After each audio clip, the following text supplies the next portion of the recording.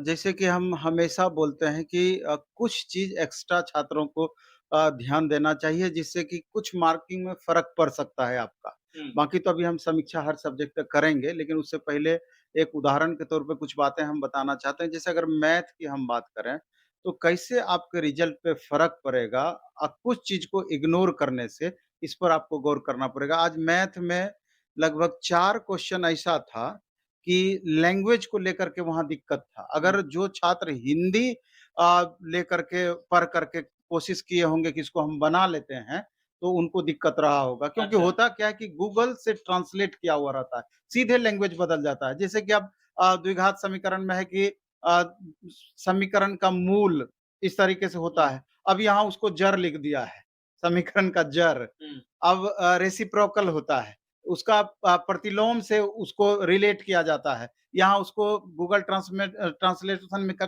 क्या कर दिया पारस्परिक, हुँ, जो कि मीनिंग साफ बदल गया। तो मेरा ये कहना है कि ख़ास करके मैथ और साइंस हम कल भी इस वीडियो को हम हुँ। इस बात पर चर्चा किए बिल्कुल, थे बिल्कुल। कि जब भी इस तरह के मैथ और साइंस की बातें आए, जब आप इसका क्वेश्चन सॉल्व करें, तो इंग्लिश को वहाँ प्रायोरिटी आप दें। क्योंकि हिंदी में आप देखेंगे और इंग्लिश में देखेंगे, कई सवाल ऐसे जैसे 3 सवाल ऐसा था, वो द्व्यर्थी टाइप का था। आपको लगता था कि ऑप्शन में कि मोड का एक क्वेश्चन था, तो ऑप्शन में कि ये आंसर होगा, लेकिन वो आंसर होना नहीं था अकॉर्डिंग टू ऑप्शन। वो दोनों अर्थ उसको बताता था, जब तक कि उसको आप अच्छे से बना के सॉल्व नहीं करते। तो अगर हम मैथ की ही सबसे पहले हम समीक्षा करें, तो जैसे बोला जाता है कि आज का मैथ का क्वेश्चन की बात हम करें तो 45 क्वेश्चन से 50 क्वेश्चन लगभग एडवांस मैथ से था 80 में। हुँ, 80 में 45 प्लस एडवांस मैथ का था। तो पहले हम एक बार इसका डिटेल कर देते हैं कि लगभग अरिथमेटिक से 23 क्वेश्चन, मेंसुरेशन से 19 क्वेश्चन, ट्रिगो से 10 क्वेश्चन, अलजेब्रा से 7 क्वेश्चन, स्टैट से 4 क्वेश्चन, प्रोबेबिलिटी से लगभग 5 क्वेश्चन के अप्रॉक्स था।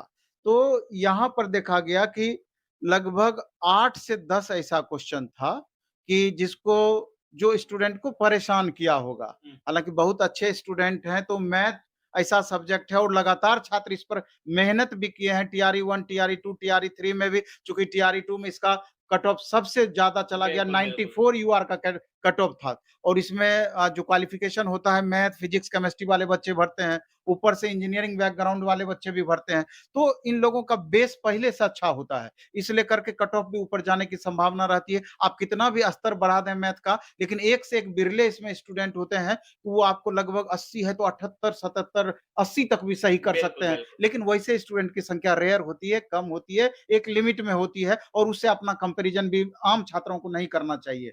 तो हमको लगता है कि 8-10 क्वेश्चन इसमें ऐसा था कि जो छात्रों को मैथ में परेशान करने वाला था। बाकी ऐसा क्वेश्चन था कि मैक्सिमम छात्र बनाए होंगे और 20-25 तो ऐसा क्वेश्चन था जो हर एग्ज़ाम में पूछा जाता है। एक बार में वन लाइनर टाइप का। हुँ, तो ओवरऑल ईज़ी टू मॉडरेट आप मैथ को बोल सकते हैं बिल्कुल, मेरे बिल्कुल, हिसाब से। बिल्कुल। दूसरा अगर हम बात करें सबसे लास्ट में हम कॉमन पेपर पे आएँगे, हुँ, ठीक है? उसके बाद अगर हम साइंस की बात करें तो जस्ट यही स्थिति कमोबेश साइंस की भी थी। साइंस में बायो का क्वेश्चन बनिस्पत ज़्यादा स्टैंडर्ड था, बायो का क्वेश्चन। बिल्कुल। तो यहाँ पर भी 8-10 क्वेश्चन ऐसा था साइंस में जो छात्रों को ज़्यादा परेशान करेगा। लेकिन जो अच्छे स्टूडेंट होंगे, एवरेज से ऊपर कह सकते हैं 65 प्लस ज़रूर बनाएँगे और अच्छे स्टूडेंट 70-72 तक साइंस में सही करेंगे। ये मेरा मानना है और जो हमने क्वेश्चन देखा है और जिस हिसाब से अपने छात्र लगातार आकर के मिले भी हैं, वो क्वेश्चन मिलाए भी हैं, उस हिसाब से हम बता रहे हैं। बाकी तो छात्रों पर निर्भर करता है, सबका लेवल चूँकि एक जैसा नहीं होता है, तो उन पर निर्भर करता है कि कितना सही, कितना गलत, उस हिसाब से।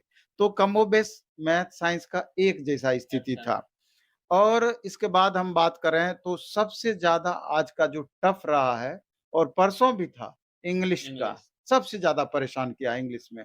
इंग्लिश में एक्चुअली में जो 35 क्वेश्चन लिटरेचर सेक्शन से पूछा जाता है, उसमें हमेशा से छात्रों को दिक्कत रहा है हुँ, और सबसे ज़्यादा दिक्कत यहीं पर होती है। तो ये क्वेश्चन सबसे ज़्यादा परेशान करता है। बाकी ग्रामर प्लस वोकैब मिला कर के लगभग 25 सवाल, पैसेज कम्प्रिहेंशन मिला कर के 20 सवाल, ये ऐसे सवाल थे स्टूडेंट से बनता। तो ओवरऑल अगर इसकी समीक्षा की जाए तो हमको लगता है कि इंग्लिश को मॉडरेट प्लस आप बोल सकते हैं। मतलब हार्ड की तरफ। मॉडरेट से थोड़ा-सा ऊपर इसको बोल बिल्कुल, सकते बिल्कुल। हैं या मॉडरेट टू टफ के समकक्ष आप इसको बोल सकते हैं। अन्य के बनिस्पत इसमें ज़्यादा छात्रों को दिक्कत है। तो स्वाभाविक रूप से जब भी इस तरह के क्वेश्चन्स आते हैं, तो हम कहते हैं कि बहुत ज़्यादा छात्र को घबराना भी नहीं चाहिए, चूँकि टफ़ है तो वो सबके लिए है। आसान होता तो सबके सबके लिए लिए होता। बिल्कुल। अब देखिए मैथ और साइंस में दिक्कत क्या है कि सब छात्र मैक्सिमम स्कोर करेंगे जैसा क्वेश्चन रहा है, हुँ, मैक्सिमम छात्र बिल्कुल, ठीक-ठाक बिल्कुल। स्कोर करेंगे। तो इसमें कहना मुश्किल रहेगा कि किस छात्र का होगा, किस छात्र का नहीं होगा। एक-एक मार्क्स के अंतर पर हज़ारों छात्रों में उथल-पुथल होगा, यहाँ पर, बिल्कुल, मैथ बिल्कुल। साइंस में। इसलिए कि ये और टफ हो जाता है, आसान क्वेश्चन और ज़्यादा टफ हो जाता है या easy to moderate question. Tough question में है कि अगर आप डिज़र्व करते हैं, तो ही आप उतना बनाइएगा, हुँ, सही करिएगा, ये अंतर होता है। अब बात एसएसटी आते की हैं कि बात करें तो एसएसटी के बारे में। तो एसएसटी में आप गौर करेंगे कि सबसे ज़्यादा जो सब्जेक्ट का चयन किए हुए स्टूडेंट रहते हैं, हिस्ट्री, पॉलिटी, इकोनॉमी, ज्योग्राफी मिला करके हिस्ट्री और पॉलिटी लगभग 70% प्लस स्टूडेंट बिल्कुल सही। इसी 2 पेपर का चयन करते हैं। तो हिस्ट्री और पॉलिटी की लगभग स्थिति एक जैसी थी। यानी कि यहाँ पर डेटाबेस क्वेश्चन ज़्यादा था, जो कि आपको अधिक से अधिक याद रखने की रखने ज़रूरत थी। वाले। हाँ, और फैक्चुअल क्वेश्चन कम था, जो कि फैक्चुअल क्वेश्चन में क्या होता है कि अगर आप अच्छे से कहानी के रूप में भी समझ रखे हैं, वो क्वेश्चन आपसे बनेगा। लेकिन डेटाबेस क्वेश्चन में क्या होता है कि एग्ज़ैक्ट आपको याद रखना ही पड़ेगा। तो इसको मॉडरेट प्लस की संज्ञा आप दे सकते हैं, हिस्ट्री, पॉलिटी हिस्ट्री को। पॉलिटी। हाँ, और ज्योग्राफी, इकोनॉमी उसके बनिस्बत ईज़ी टू मॉडरेट आप उसको बोल सकते हैं। हुँ, तो यहाँ पर भी आप देखेंगे कि एंशिएंट से मेडाइवल से ज़्यादा क्वेश्चन पूछा, लगभग क्वेश्चन एंशिएंट मेडाइवल से पूछा, मॉडर्न से नहीं के बराबर क्वेश्चन पूछा। मॉडर्न से बिल्कुल, नहीं के बिल्कुल। बराबर क्वेश्चन पूछा। सर जो भी छात्र पहली बार तैयारी में बैठे होंगे, उनके लिए तो काफ़ी मतलब दिक्कत होने वाला है 9th-10th के एग्ज़ाम्स। नहीं चूँकि जो भी एग्ज़ाम में इस बार टीआरई 3 में बैठे होंगे, हुँ, उनको तैयारी करने का पर्याप्त अवसर मिला होगा। मिला चूँकि एक हाँ, बार बिल्कुल। एग्ज़ाम कैंसल हुआ, कैंसल हुआ है। यानी कि 5-6 महीना तो ज़रूर मिला है और 5-6 महीने में वो टीआरई 1 के क्वेश्चन को भी पहले देख रखे थे, टीआरई 2 के क्वेश्चन को भी देख रखे थे और बाद में चल कर के टीआरई 3 का भी 1 टू 5, 6 टू 8 में बिल्कुल, देखे एक लेवल सा उनको ज्ञात हो गया था लेकिन लेवल कि को थोड़ा हाई रखा गया हाई था। रखा गया तो छात्र भी उसी हिसाब से तैयारी किए थे। ऐसा नहीं है कि वो एकदम आम लेकर के चल रहे थे हुँ, कि जनरल, बिल्कुल, क्योंकि बिल्कुल। उनको भी पता था कि कॉम्पिटिशन लेवल अब कम नहीं रहा है, कॉम्पिटिशन लेवल ऊपर रहा है। तो स्वाभाविक रूप से आप कहिएगा कि जनरल जैसे मैथ, साइंस में बच्चे स्कोर करेंगे, इसमें भी करेंगे तो वो नहीं होना है। एसएसटी में स्कोर निश्चित रूप से प्रभावित रहेगा तो कट ऑफ भी उसका प्रभावित रहेगा उसी हिसाब से। सर अब जिस तरह सब से आप कुछ कह रहे नहीं, हैं अब सवाल उठता है, हुँ, सब चीज़ चला जाएगा बाकी 40 मार्क्स कॉमन पेपर पे। बिल्कुल, क्योंकि मेरिट जब भी बनना है तो 120 मार्क्स पर बनना है, 80 सब्जेक्ट और 40 कॉमन। General paper. तो अब कॉमन पेपर में क्या है कि जिनका मैथ साइंस रहा है, उनको दिक्कत कहाँ होता है?